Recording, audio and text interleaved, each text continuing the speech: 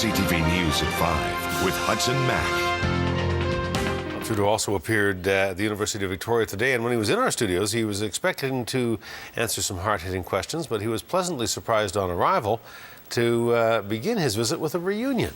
Hi, how are you? Very well. What's your name? How are you? Dave Daphne. I used to bodyguard you when you were 4 years old. A former RCMP officer who now works as a commissionaire was providing security for Trudeau's studio visit today, and it turns out it's not the first time he's kept an eye on Justin. During his years as a Mountie, Dave Daphne was part of Prime Minister Pierre Trudeau's personal security team, and at the time, Justin Trudeau was just a little boy. On many occasions, Daphne's job involved watching over the younger Trudeau while his father was at work. Oh, it was nice seeing him again, and he looks a lot like his dad, and he has the same mannerisms, and seems like a nice gentleman. He mentioned something about dry cleaning bill. What was that about? Oh, he had a little mishap when he was a youngster in the church up in Chelsea. What happened in the church in Chelsea? He kind of couldn't make it to the bathroom. And that ended up on you? Some of it did, yeah. Are you surprised he remembered a little story like that? Yeah, it must have stuck in his brain, I guess, over the years. Trudeau says he's glad that there were people like Dave around while he was growing up. You know, Dave was telling me stories of how he'd bounce me on his knee back then, and I might have left a little puddle on him at that particular moment. I grew up surrounded by extraordinary men and women working for the RCMP who were bodyguards, but who were also more like uncles and aunts and friends at that point. I mean, we lived a particular life where my father was working very hard, my mum was going through some tough times, and I am forever grateful to men and women of the RCMP like Dave who have fond memories and who helped me grow up. Trudeau's visit to Victoria today was part of the campaign leading up to Monday's federal by-election in the Victoria riding. And by the way, our studios will be filled again this Friday, and we invite you to listen in as the candidates who are running to win that seat in Monday's vote will square off in a forum in our studios. Season event that has become a tradition for many of us in southern Vancouver Island is being scratched off the holiday itinerary this year. CFB Esquimalt says the Navy ship's lighting contest is a no-go this year. The base commander says with millions of dollars in ongoing construction work and with a number of ships either deployed or undergoing maintenance this year, it simply isn't practical nor safe to the public to hold the event. Last year, nearly 58,000 visitors toured HMC Dockyard to view the decorated ships and buildings. The event was also a big donation and fundraising event for the Mustard Seed Food Bank. Well, the Vancouver Island Health Authority isn't missing a beat as it rolls into the digital age with new technology which will allow doctors to monitor their patient's heart by remote. VIHA is using new digital stethoscopes at heart clinics in Nanaimo, Campbell River, and in Victoria. The telecardiology program allows patients to stay close to home while doctors monitor their hearts remotely. I can listen to the heart sounds. I can ask the patients their symptoms.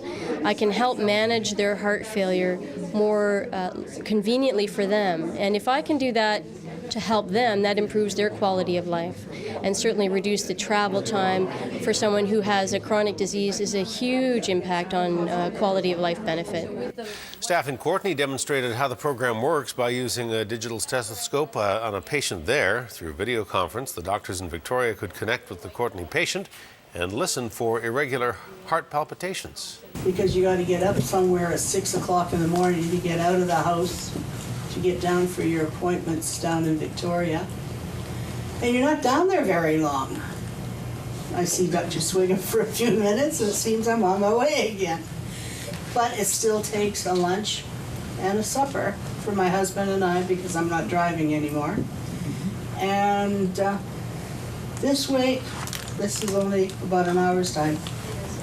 VIHA is the first health authority in BC to implement the digital stethoscopes in the telecardiology program. Belmont Secondary School is getting top marks for its sexual health clinic. It runs once a week at the school for teenagers who need information, prescriptions, and physical exams. The Belmont Clinic has been recognized with a Helen and Fred Bentley Award of Excellence. That award comes with nearly $6,500 in funding for the school.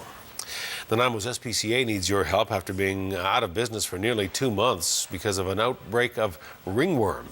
The animal shelter had to shut down over the summer while treating dozens of infected dogs and cats. The SPCA is now trying to make up for some of that lost income, cleaning up old pet crates and selling them. We've had a really hard couple of months with our closure that we didn't expect, and we've had a lot of unexpected medical expenses and hips and teeth and all sorts of terrible things. And it's just trying to think of a way we could get some money in to try and pay for all this medical care. And we went into our storage and we found that we have way too many pet carriers and crates that we never use. They've been kindly donated by people over the years who pets have passed on or people who have surrendered animals. So we've been cleaning them up all morning, and we did a little thing on Facebook, and we just want to let people know. Great opportunity for someone to pick up a deal because these are really expensive in stores. There are some real bargains for pet owners. The small crates are selling for $5, the big ones for $25. The SPCA says medical bills from the ringworm outbreak are up to about $15,000. In this country, as the Salvation Army gets ready to start its annual Christmas kettle campaign, comes word that more than $2 million worth of toys and donations have gone missing from the Sally Ann's warehouse in Toronto. The Salvation Army says 150,000 toys have been taken out of the warehouse, along with food and other donations, and it's been disappearing over a 2-year period. The Sally Ann says the issue came to light after a whistleblower came forward, prompting an internal audit that has led to the firing of its executive director. Police are now investigating, but so far no charges have been laid in the case. Well, 'tis the season for holiday travel in the U.S. It's American Thanksgiving tomorrow, and if you're heading for an airport, the open road or a ride on the rails, expect big crowds and a lot of congestion. The U.S. Thanksgiving holiday marks one of the busiest travel weekends, and tomorrow's one of the busiest travel days of the year. Amtrak says it's even borrowing some trains and coaches from Canada to try to handle the holiday rush. They say that life is all about second chances. And this November, I could not agree more. The American people have spoken, and these birds are moving forward. And this is a U.S. holiday tradition carried on today by U.S. President Barack Obama, the pardoning of a Thanksgiving turkey, as well as its alternate.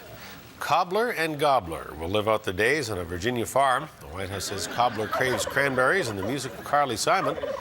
Gobbler, on the other hand, likes to nibble on corn and likes any music with a fiddle. The tradition of sparing the turkey's life dates back as far as the Lincoln administration and is a Thanksgiving tradition. Well, the province is pressing ahead with preliminary work to replace the aging Massey Tunnel in Vancouver. That work will get underway next week with public consultation. The province says the often gridlocked tunnel is on its last leg and needs a complete overhaul in the next 10 years. The 4-lane tunnel opened in 1959. Now more than 80,000 vehicles pass through it every day. Well, classes were canceled again today for many post-secondary students on Vancouver Island as unionized support staff staged the second in a 2-day job action.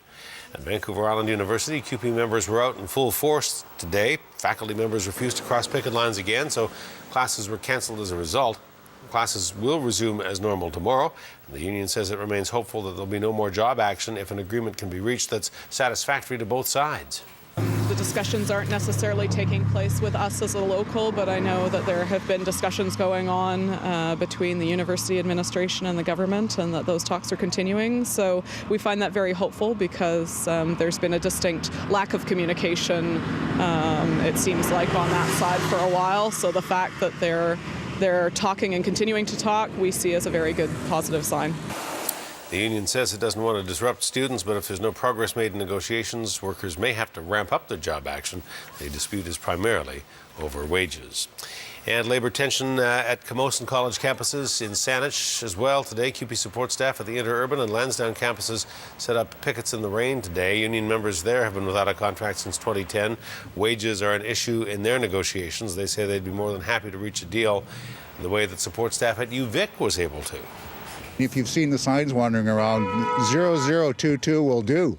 We'd be quite happy with that. We're not looking for anything outrageous at all, just simply to be treated the same way. Certainly some folks are a little upset, but by and large we've managed that.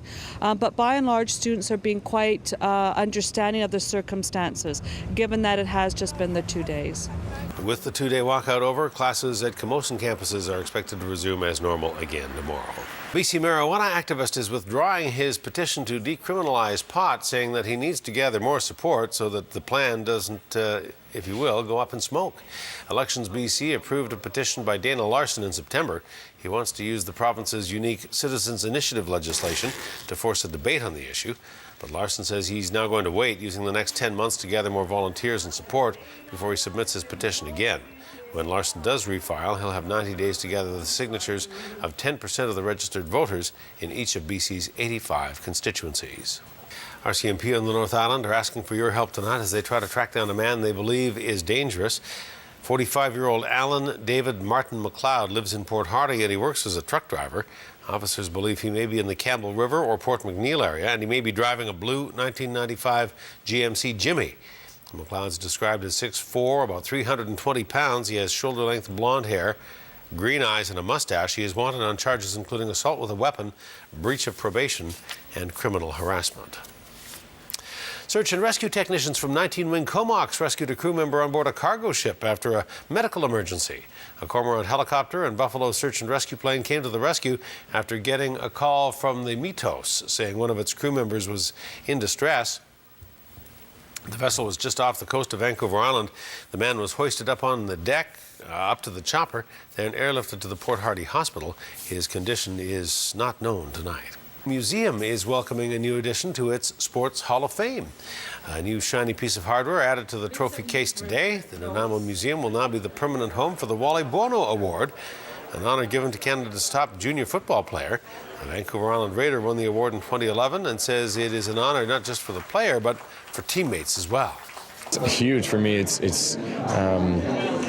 It lets me know that my hard work's not going unnoticed, but at the same time, like I said, it means that the team and the organization's not going unnoticed, and that's really huge for me, is that to acknowledge the rest of the team. Because as a receiver, it's not me every play, like it's our whole team, and the fact that we're getting that acknowledgement is awesome. He's a Vancouver Island Raiders, but the main part is he's a local boy, and he's a local superstar with us here on the field and off the field. And this award doesn't just go to you because you broke all the records. It goes to you what you actually did off the field, and he has been an amazing leader and a captain for our team, and I love him for what he did on the field, and we broke all the receiving records and all the touchdowns, and what he actually did in the community. Wally Bono wasn't there for the event today. A good reason he's in Toronto right now for the 100th Grey Cup festivities, but he will visit Nanaimo Sports Hall of Fame in January for a dedication ceremony. Truckers in the Harbour City are getting ready to light up the night. Members of the Mid-Island Truck and Equipment Association are preparing for this Saturday's Show and Glow fundraiser. They're busy right now decorating their trucks and their heavy equipment with thousands of lights for the family event. The truckers say they're pulling out all the stops to help support local charity. People donate toys, canned goods. We have receptacles at different businesses in town. People drop their canned goods or toys or donations of cash. And each year, in the past years, it's been donated to the Haven Society. Each year we try and distribute it amongst the charity organizations.